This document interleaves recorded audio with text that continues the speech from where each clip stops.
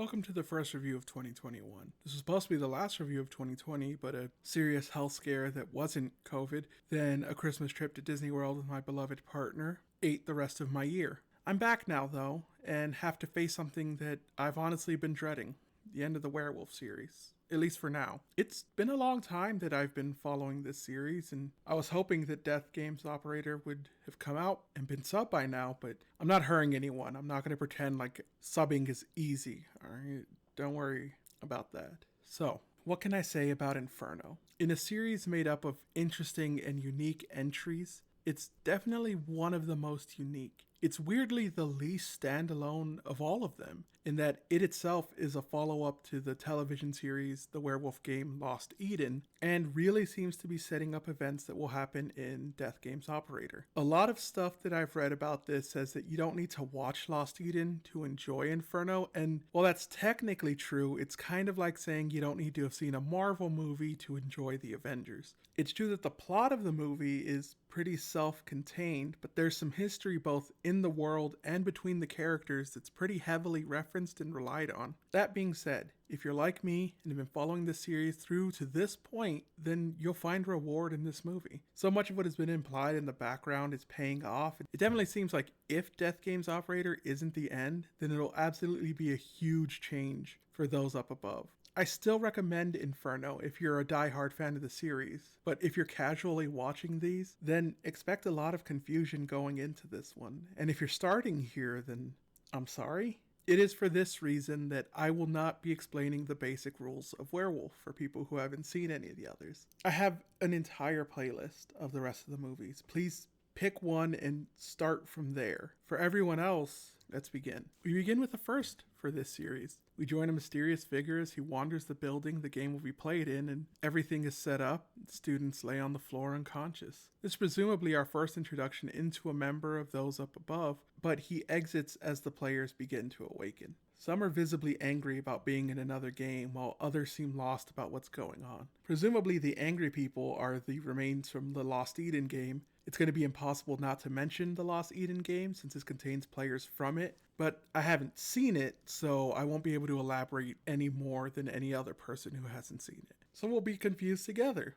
The Eden players have accidentally isolated themselves from the others by acting out at the beginning, but when questioned about what's happening, they claim ignorance. The rules for this game are declared. 2 werewolves, 1 prophet, 1 medium, 1 bodyguard, 1 madman, and 4 villagers. Nothing new from the rest of the series, but a lot different in terms of the rules for this game. First is that one of the Eden survivors reacts visibly to being told that they have to kill whoever they're voting for, implying that the Eden game people were strangled by their callers but now will have to be personally executed. Second, and possibly most important, is an unusual line stating that if the votes aren't fixed by 8 p.m., then nobody will be executed, instead of everyone being executed. This is a huge change to the pressure to vote someone out, and I'm curious how it'll affect them all going forward. The usual montage of exploring rooms and seeing their surroundings occurs whilst the TV explains the rules of the game. As they reach the rooftop, and we get to look at what I presume is our protagonist Hiromi's card,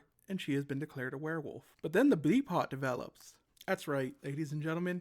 As we're approaching the end game of this series, there are now 2 plots. The A plot, while the kids are playing their life and death game of werewolf in the abandoned school, and the B plot, an entire police division is investigating their disappearance. If you've ever seen Saw, where they bounce back and forth between the investigation and the game, then you'll be familiar with the story structure. Speaking of, we join the kids again where they're trying to piece together why they're there, but can't seem to get any information about why they're there, so they begin to claim roles. Seiya claims to be a medium, prompting Mai to claim to be the prophet, and that seems to be it, until Mizutani claims to be the prophet and the usual issues arise. Hiromi and Arisa discuss the new rules of having to kill someone they vote for, and when Hiromi says that she doesn't like it, Arisa tells her that they've already killed 7 people to get here, so stop pretending that she's innocent. When Runa arrives to say that they should tell the others this isn't their first game, Arisa says that she'll reveal that Runa killed a person from their school and then storms out. I would assume this is something that was a plot point in Lost Eden for her, but there's no way to know. And as Runa leaves the room, we see that Mizutani was watching their entire talk. The first vote commences. When it opens, Mitsuhiro suggests that Saya should be voted out for saying that he assaulted one of the players from Lost Eden, Mizuki Tachibana. Saya doesn't deny it, but says that Runa ordered him to because she was being harassed by Mizuki, and Runa says that she didn't think that he would do something like that. Saya then counters that it doesn't matter since he's the medium and thus needs to be protected. Arisa then says that they should just vote out Runa since she's a murderer, and when others ask Arisa for information and she refuses to answer, Runa says they should vote for her. When the vote is called for, it ends up being a tie between Runa and Arisa, which Hiromi then points out the new rules say that the vote is invalid and nobody will die. They do actually end the vote in a tie, and for the first time, maybe ever this entire series, nobody is killed in the first night. The students gather and discuss if they can continue doing this to buy time while the police investigate. And by making it public that the bodyguard is protecting Saya, then they can attack the protected person, failing their attack, and continue this loop until they're rescued. It's the perfect plan for what their goal is. Unfortunately, the other werewolf is Arisa, who would rather pursue her own selfish desires, and they end up attacking Tsuji because Arisa considers him a hypocrite for mocking Mizutani when he confessed to Runa. He reaches out to Hiromi for help, who tearfully backs away, leaving him to be killed by Arisa. We join the police as they discuss their progress, but the only important thing that we gain is that the detective's daughter is one of the students taken into the game. At the meeting, both prophets claim that Runa and Ochi are both villagers, but Hiromi claims to be the medium and that Saya is a liar who killed Tsuji. Back at the precinct, the police have someone to interrogate, and it's the person we saw wandering the building at the beginning of the movie, who is allegedly named Nagai Yuki and started a Werewolf Game event with friends from university, but claims that nobody has ever died at his events. We join the students again as Hiromi meets with Runa, who is growing increasingly paranoid, but believes that they can still get out and fix things. We make a quick cut to the police as they find the place of the Lost Eden game and head out, before cutting back to the second vote. When the limitations of the fake prophet and madmen and the ones that claimed roles becomes apparent, they decide that they should try to remove a fake. When Mitsuhiro grows increasingly aggressive about voting for Saya, they end up voting for him instead, further pushing him over the edge, leading him to attack Runa, which of course angers Mizutani, who subdues him before Saya kills him. That night, Arisa decides that Mai is the next to die due to her part in humiliating Mizutani, and Mai declares that she is indeed the madman. Arisa stabs her anyway, since, as has been previously established, you can't change your target once you pick them. When they find the body, they all agree that it makes Mizutani suspicious. They also take his claim that Arisa is a villager seriously, and Hiromi's claim that Mitsuhiro was also clean. Arisa and Hiromi meet to discuss their plan, while Arisa is elated that Mizutani may be a madman, and Hiromi is upset that she'll probably be the one on the chopping block. The police, meanwhile, arrive at one of the old game locations but find it completely clean and barren. Back in the game at the vote, Arisa claims that she knows who the werewolf is and says that Mizutani is a madman, lying about being a prophet and working for the werewolf Runa. Runa immediately refutes this and says that both werewolves and the madman alive, they can't make another mistake, and proceeds to throw Hiromi under the bus. After taking a moment to collect herself and harden her heart and do what must be done to win, she convinces the others to vote for Saya instead, who proceeds to just knock her the hell out. She recovers when Oshi attacks him, demanding answers for killing Mai, and Hiromi proceeds to stab Saya, finally resolving to do whatever it takes to survive. As they proceed onward, Hiromi calls out Arisa for having a justification on killing everyone because of them mocking Mizutani about his confession, and even calling Hiromi a hypocrite even though she's the only one who tried to help him. Arisa reveals that she's the one who reached out to the ones up above to put everyone in this game, so that she could remove them herself in some perverted sense of justice. She then declares that they'll kill Runa tonight, but when she makes her way there, the door is locked. The bodyguard has survived this far and protected Runa that night. That morning, Mizutani reveals that he's not a prophet, but instead a bodyguard, and had been protecting Runa the entire time. He also claims that Mai was the real prophet and cleared Oshi, meaning the werewolves have to be Hiromi, Arisa, or Rieyuki, who has done so little in this film, you'd be forgiven for not knowing that she was in this movie. The police continue investigating old game locations but finding nothing, while Arisa and Hiromi meet on the rooftop, where Arisa is breaking down about being on opposite sides from Mizutani. She even threatens to end her own game, YouTube, before Hiromi tells her that it's up to her to win and be forgiven for all the people that she's killed. The next vote, Hiromi opens by saying that Mizutani could be the false bodyguard, but Mizutani says that he only confessed because once they knew Runa was being protected, they know it was him. Mizutani says that he believes that Hiromi is real though, and that the werewolf must be Arisa or Rie. And Runa says that Arisa is responsible for everyone being here as an act of revenge, and not just Runa, but everyone with them, including the people who died in Lost Eden. Hiromi tries to argue that Seiya wanted to vote for Arisa, and that if they had both been werewolves, he wouldn't have risked it. It has to be Rie by pure process of elimination, and Rie tries to argue but is unanimously voted out. Hiromi takes the knife and removes Rie from the game, but since we know what they don't, we aren't surprised when the game continues, unfortunately proving that at the very least someone who was killed was the madman. The police receive information on one more abandoned building and make their way there when Hiromi tells Arisa that the only way to escape is to kill Mizutani, since as the bodyguard, he's the only one who can't be protected.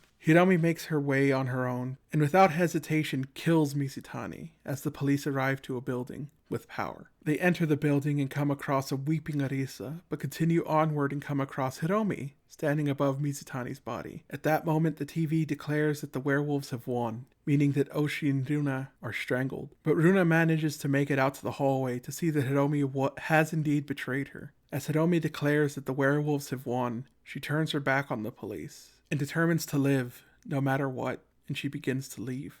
This is such a hard movie to talk about. It's honestly something I've been dreading internally, and one of the reasons that I've avoided doing this video. Inferno is by no means bad. It wouldn't be the lowest on my ranking in this series, but it's definitely got middle film syndrome, because it neither sets itself up nor pays off any of the setups it does have. You can't help but feel like you've entered a movie in the middle. The relationship between Arisa, Hiromi, and Runa is so deeply rooted in the premise and events of Lost Eden that it's jarring to come into. Arisa's derision towards Hiromi's attempt at pacifism is based on the events of Lost Eden. The fact that the police have become involved in the Werewolf Game is presumably from Lost Eden, since it starts unprompted and doesn't get an ending, since they did finally find an active werewolf game, but too late to stop it. Hopefully this will lead to a deeper pursuit in Death Game's operator. Beyond that, the fact that so much of the conflict in this film is deeply rooted in one person's yandere level obsession with another player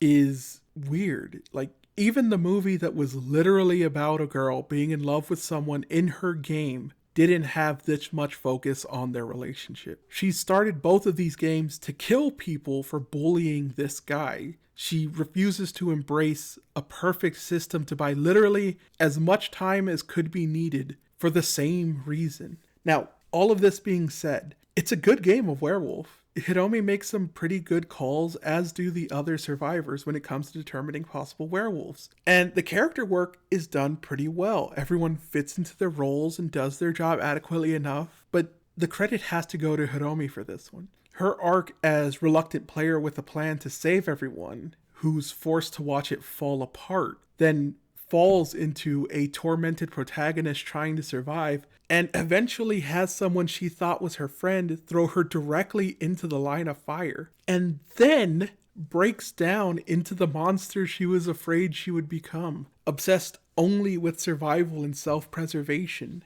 She kills coldly and knowingly betrays everyone that trusts her. I don't think I've been this invested in a character since Yuka in The Beast Side, or everyone in The Lovers. I, again, cannot emphasize enough that I can't recommend this movie to anyone who hasn't seen a different one first, or has a vested interest in seeing how this all pays off. If you are someone with that vested interest, then please watch this with an open mind and full attention. Much like the end of my Junji Ito series, I just want to say that I am so happy that I could share this with you all. It's definitely my best series of reviews since Junji Ito, and was so much fun to do. And comments from you all made me so happy, and I hate that this has to end, even for a little bit. We'll be back whenever I can find Death Game's operator to see where all of this went, and I'll be here reviewing all kinds of stuff going forward. I already have my next J-horror movie lined up, and if you didn't see my announcement post, then for reasons that I can't legally or rationally explain, I'm going to review every single movie on Disney Plus, save for the documentaries. But no matter what, I hope that I'll see you all again. And even if I don't, especially if I don't, please remember, I love you all. Be safe, kind, and above all, happy. Good night.